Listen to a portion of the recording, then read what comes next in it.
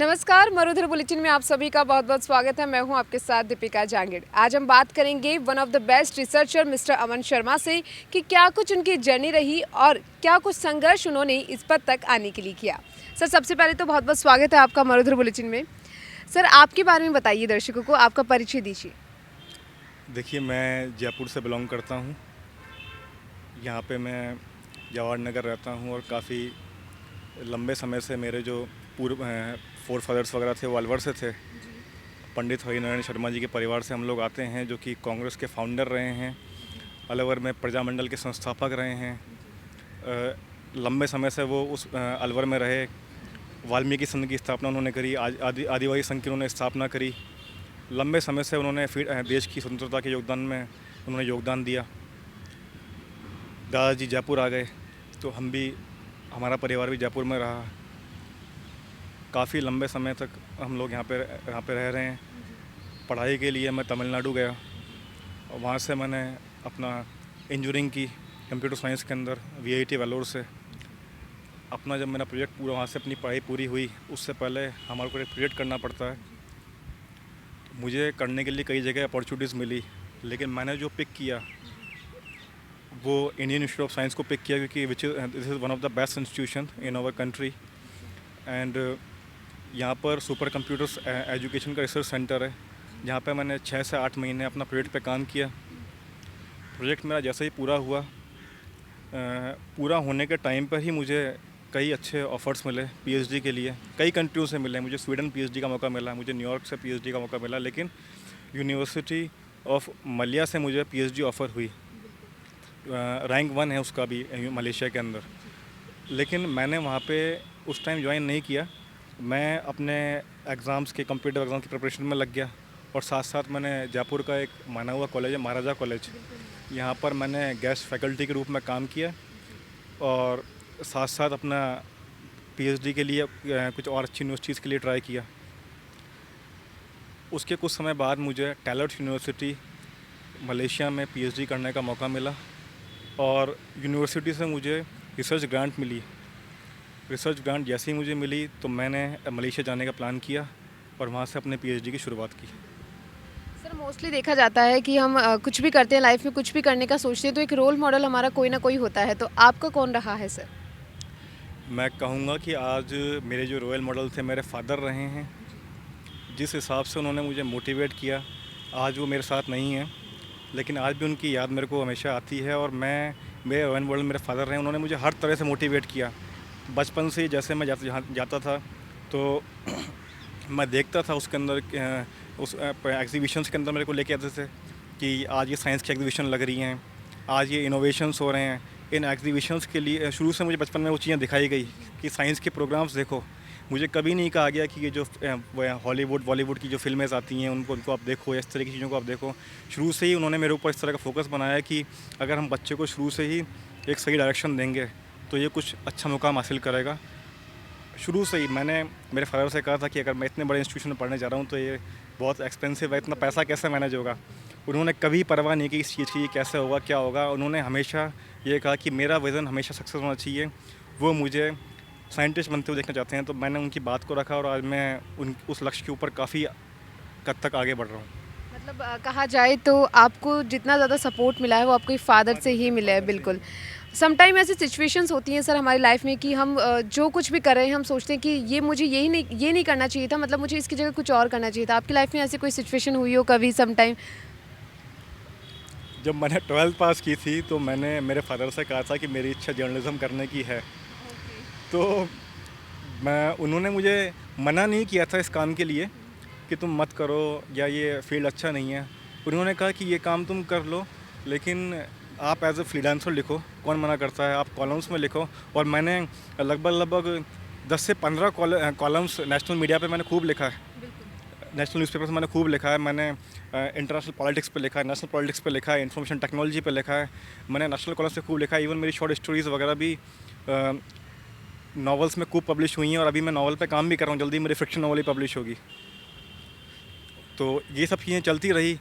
उनका झुकाव शायद इस फील्ड पे नहीं था, वो खुद पत्रकार से, लेकिन कभी उनका ये मन नहीं रहा कि मैं भी पत्रकारिता करूं।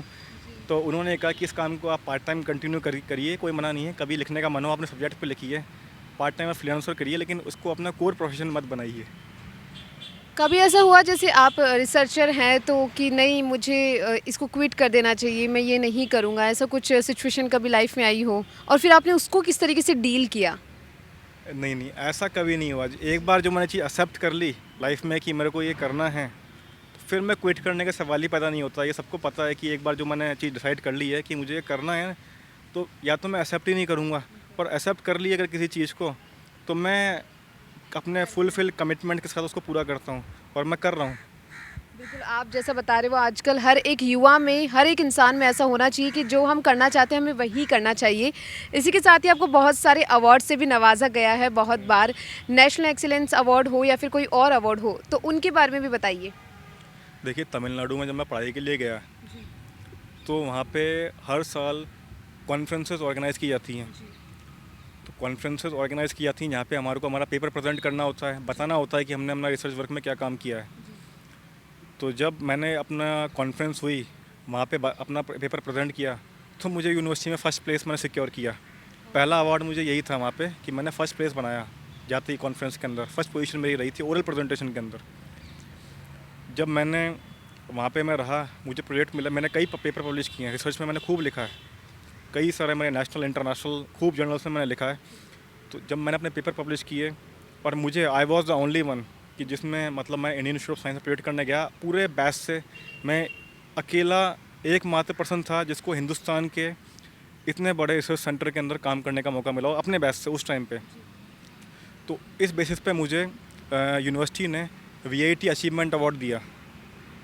उसके बाद में अवार्ड मिलने का सिलसिला ख़त्म नहीं हुआ, वो आगे मिलते ही चले गए। अभी 2016 के अंदर मुझे नेशनल एक्सीलेंस अवार्ड मिला था, क्योंकि अपनी जो रिसर्च मेरी पब्लिश हुई उस पर उन्होंने देखा और नेशनल एक्सीलेंस अवार्ड दिया। उसके बाद मैंने कई सारे प्रेजेंटेशंस वगैरह भी दिए, मेरे को अवार्ड मिलते ही चले गए। अभी मुझे last year young scientist award मिला 2020 में। तो ये सिलसिला चलता ही रहा और आगे भी जारी रहेगा। अभी हाल ही में विदेश छात्र संगठन में भी आपको पब्लिक रिलेशन डायरेक्टर अपॉइंट किया गया, तो उसके बारे में बताइए। देखिए, मैं अपना पीएचडी मैंने 2018 में स्टार्ट किया था। डेली मैं कॉलेज जा रहा हूँ, यूनिवर्सिटी में लोगों से मिल जुल रहा हूँ, अपने काम पे मेरा फोकस रहा। जिन साइंटिस्ट के मैंने अंडर में रिसर्च अपना वर्क स्टार्ट किया था, वो वर्ल्ड के टॉप 2% साइंटिस्ट में से एक हैं, प्रोफेसर अब्दुल्ला गनी सर। उनके रिसर्च गाइडेंस में मैंने बहुत सारा काम किया, अभी भी कर रहा हूँ मैं। इसकी मिलने की वजह ये रही कि सबसे पहले लोगों के बीच में एक्टिव रहा, शुरू से रहा। जब भी अगर किसी ने मुझे कोई काम बताया, बोला, तो मैं हमेशा लोगों के साथ खड़ा रहा हूँ। सभी जितने भी स्टूडेंट्स वगैरह मेरे साथ आते थे मिलने के लिए, कोई भी बात होती थी, कोई काम होता था, तो मैंने हर तरह से हेल्प की। उस time even that time I was not assistant director public relation. पर जब लोगों ने मुझे कहा, मेरे जो फ्रेंड्स वगैरह ने कहा, मेरे जो फ्रेंड्स हैं अलग अलग देशों से रहे हैं, जैसे हिंदुस्तान से हैं, पाकिस्तान से हैं, इराक से हैं, ईरान से हैं, सऊदी अरब से हैं, यूरोप से हैं, अमेरिका से हैं, मतलब अलग अलग हिस्से से आए हुए लोग वहाँ पर हैं। तो जब मुझे उन लोगों ने कहा कि अमन, तुमको स्टूडेंट काउंसिल ज्वाइन करनी चाहिए, और पर मैंने कहा कि मैं ज्वाइन करूँगा, क्योंकि उस टाइम मैं वहाँ नहीं था। उस टाइम मैं कोविड के कारण, कोविड जो लॉकडाउन हो गया था, तो मैं इंडिया आ गया था। उस टाइम मैंने कहा ठीक है, अगर आप लोग कह रहे हो तो मैं इसमें अप्लाई करता हूँ। मैंने अप्लाई किया, तो जितने भी एग्जिस्टिंग मेंबर्स थे, एग्जीक्यूटिव मेंबर्स थे, उन लोगों की वोटिंग में डिसाइड हुआ कि नहीं, अमन को ये असिस्टेंट डायरेक्टर पब्लिकेशन बनाना चाहिए। क्योंकि सबसे बड़ी चीज़ है कि मेरा लिखने का जो स्टाइल है, उससे सभी लोग अच्छे से इम्प्रेस हैं। शुरू से आपने देखा होगा मैंने खूब लिखा है, शॉर्ट स्टोरीज़ लिखी हैं, खूब पब्लिकेशंस में मैंने खूब लिखा है, तो मुझे लिखने से काफ़ी इम्प्रेस रहे। और ये भी एक चीज़ रही, ये चीज़ मेरे अंदर रूट्स आई है कि कैसे पब्लिकली ये कैसे काम करना है, क्या डील करना चाहिए, कैसी चीज़ों को समझना चाहिए, कैसे एक्सप्लेन करना चाहिए, कोलैबोरेशंस में कैसे काम करना है, ये सब चीज़ें शुरू से रही। तो इसी बेसिस पे मेरे को छात्र संघ के अंदर पब्लिक रिलेशन में असिस्टेंट डायरेक्टर बनाया गया, और मैं इस काम में बहुत अच्छे से डील भी कर रहा हूँ। मैंने 1 साल का कार्यकाल होता है, 6 महीने मैंने पूरे किए हैं। जितने भी काम मेरे पास आ रहे हैं, ऑलमोस्ट सारे, नॉट इवन सिंगल वन मैंने कोई स्किप कर दिया हो। हर मीटिंग्स में मैं रहता हूँ, हर काम में मैं इनको अटेंड करता हूँ। किसी की प्रॉब्लम मेरे पास क्योंकि अभी मिलना पॉसिबल नहीं हो पा रहा है। Still Covid cases are going on in Malaysia, so I can not go and talk to them, but yes whenever मैं उनसे जब भी मेरे पास किसी क्वारी आती है कि हमारी प्रॉब्लम है, हमारी ये बातें हैं, ये प्रॉब्लम्स हमारे सामने आ रही हैं, तो मेरे पास जो भी आती है मैं उनको सुनता हूँ, समझता हूँ, अपने जो प्रेसिडेंट्स को उनको बताता हूँ, क्योंकि पूरा टाइम इसमें भी इन्वॉल्व नहीं हो सकता, क्योंकि मेरे को मेरा खुद का करियर भी है, अपने एम्बिशंस भी हैं मेरे, जिसमें मैं रिसर्च टाइम में बहुत टाइम से हूँ, जिसमें मैंने अपनी पूरी लाइफ लगाई है, इतना इतना मतलब मैंने समय दिया है उसके अंदर, तो मेरे लिए मेरा करियर की प्राथमिकता भी है।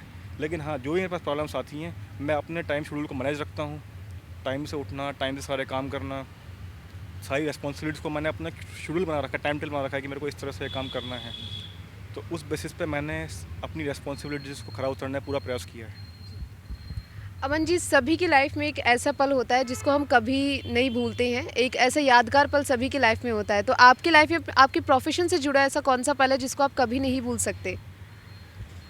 मेरे प्रोफेशन से जुड़ा हुआ पल वही है कि जब मैं अपना एमटेक में था, एमटेक अपना इंजीनियरिंग कर रहा था मैं, तो इंजीनियरिंग में मैंने देखा अपना कि मैंने उस टाइम पे फर्स्ट सेकंड सेमेस्टर में ये डिसाइड कर लिया था कि मुझे आईआईएससी बेंगलोर से इंटर्न करना है, अपना ये स्पेशलाइजेशन करना है प्रोजेक्ट का। तो उस टाइम पे मैंने देखा कि बहुत सारे लोगों ने वहाँ पे ट्राई किया, कई लोगों ने ट्राई किया, तो उन लोगों को वहाँ से ऑफ़र्स नहीं मिले। तो मुझे एक बार तो लगा कि ये थोड़ा सा डिफ़िकल्ट है, मिलना थोड़ा मुश्किल होगा, और इतने सारे जब पूरा हिंदुस्तान का एकमात्र ऐसा इंस्टीट्यूशन है, यहाँ पे सबसे टॉप क्लास इंस्टीट्यूशन है, तो पर फिर भी मैंने हिम्मत नहीं आ रही। एक बार मैंने कहा कि नहीं, एक बार अप्लाई तो करते हैं, बाकी जो भी होगा वो देखा जाएगा। पर मैं कॉन्फिडेंस था कि मेरे पास ये चीज़ तो था कि मैंने कहा मेरे पास एक अच्छे पब्लिकेशंस हैं, मेरे पास इतना अच्छा ट्रैक रिकॉर्ड है, मेरे पास में मेरा एकेडमिक रिकॉर्ड अच्छा है, तो मैं क्यों ना ट्राई करूँ। मैंने जब ट्राई किया, और ट्राई करने के बाद जब मेरे को वहाँ पे जो मेरे जो सुपरवाइज़र है उनका मेरे को मैसेज आया कि एक बार आप आके मुझसे मिलो, बात करो। मैं देखता हूँ कि मैं वहाँ सुबह 9 से 10 बजे वहाँ पहुँचा। मैं कॉलेज के अंदर आईआईएससी बेंगलोर में गया, वहाँ बैठा। मैंने 12 बजे, 1 बजे, 2 बजे, 3 बजे, मैंने शाम को 4 बजे तक वहाँ पे उनका वेट किया। Security guard comes to me and asked कि सर आप यहाँ बैठे हो, किससे मिलना आए हो? तो मैंने बताया कि मैं अपने प्रोफेसर से मिलना आया हूँ, उन्होंने मुझे टाइम दिया है। तो उन्होंने वहाँ से नंबर निकाल के उनको कॉल किया। इमीडिएटली सर आए, उन्होंने मुझसे पूरी बातें पूछी कि कैसा रिसर्च है, क्या है, और मुझे उसी टाइम पे ही उन्होंने डिसाइड किया कि मैं यहाँ पे प्रोजेक्ट पे काम करूँगा। तो ये मेरे लिए एक बहुत ही अच्छे पल थे कि मतलब जो चीज़ पॉसिबल नहीं थी, बट बेस्ट विशेस कह लो, मेरा काम कह लो, या बड़ों की दुआएं कह लो, आशीर्वाद कह लो, कुछ भी कह लो, लेकिन मेरे को ये चीज़ मिली। आपने अभी हिम्मत की बात की कि आपने कभी हिम्मत नहीं आ रही, लेकिन आजकल के युवाओं में देखा जाता है कि हर चीज़ का शॉर्टकट हम अपनाते हैं, शॉर्टकट की ओर ज़्यादा जाते हैं और हिम्मत जो है इजीली डिमोटिवेट हो जाते हैं और डिप्रेशन जैसी बहुत सारी चीज़ों का फेस करना पड़ता है। तो युवाओं को क्या संदेश देना चाहेंगे आप अपने माध्यम से? डिप्रेशन क्या है? डिप्रेशन ये है कि आप अपनी लाइफ दूसरों से कंपेयर कर रहे हैं। डिप्रेशन ये तभी आता है कि आप अपनी लाइफ दूसरे से कंपेयर कर रहे हैं, और आप ये देख रहे हैं उसके पास तो वो है, मेरे पास वो नहीं है। आपके अपने विजन्स क्या हैं, आपके अपने गोल्स क्या हैं, आपकी अपनी स्ट्रेटजी क्या है? ठीक है, मेरी अपनी खुद की स्ट्रेटजी रही, अपने गोल रहे, शुरू से फोकस रहा हूँ अपने काम के ऊपर कि मुझे ये करना है। मैंने डिसाइड कर लिया था जब मैं when I was pursuing my masters, I decided that कि मैंने अपना रिसर्च जो है हिंदुस्तान से नहीं करूँगा, हिंदुस्तान के बाहर से करूँगा। मैं गया बाहर, अपना काम किया। अगर मैं ये सोचूँ कि मेरा दोस्त ये कर रहा है, मैं ये कर लूँ, या वो पर्सन ये काम कर रहा है, मैं ये ना करूँ, आपके अपने गोल सेट होने चाहिए, अपनी स्ट्रेटजी होनी चाहिए, अपना पता होना चाहिए कि मेरा ये विज़न है, मुझे ये अचीव करना है। उस ड्यूरेशन के अंदर आपके एफ़र्ट्स क्या हैं? मैंने डिसाइड कर लिया कि मुझे वो ये बनना है, और मैं उसमें एफ़र्ट ना दूँ, उतना डेडिकेशन ना दिखाऊँ, अपना टाइम ना दूँ, तो ये चीज़ फुलफ़िल नहीं हो पाएगी। तो स्ट्रेस आना स्वाभाविक है। अगर आपने अपना टाइम टेबल डिसाइड कर लिया कि मुझे ये काम इस ड्यूरेशन में पूरा करना है, मेरा ये काम है, मेरा ये विज़न है, ये मेरे ऑब्जेक्टिव्स हैं, मुझे इस टाइम में यहाँ तक पहुँचना है, तो अगर आप सब कुछ टाइमली सेट कर रहे हो और वो चीज़ हो रहा है, तो स्ट्रेस का, डिप्रेशन का सवाल ही पैदा नहीं होता। तो ये थे हमारे साथ अमन शर्मा, जिन्होंने हमें बताया कि किस तरीके से इन्होंने अपनी लाइफ में क्या सोचा था और उसको पाया और आज इस मुकाम तक वो पहुंचे हैं। और इसी के साथ ही उन्होंने युवाओं को भी एक बहुत अच्छा संदेश दिया है कि हमें कभी भी डीमोटिवेट नहीं होना चाहिए, स्ट्रेस नहीं लेना चाहिए, हमने जो सोचा है उस पर हमेशा फोकस्ड रहना चाहिए। आप देखते रहिए मरुधर बुलेटिन। नमस्कार।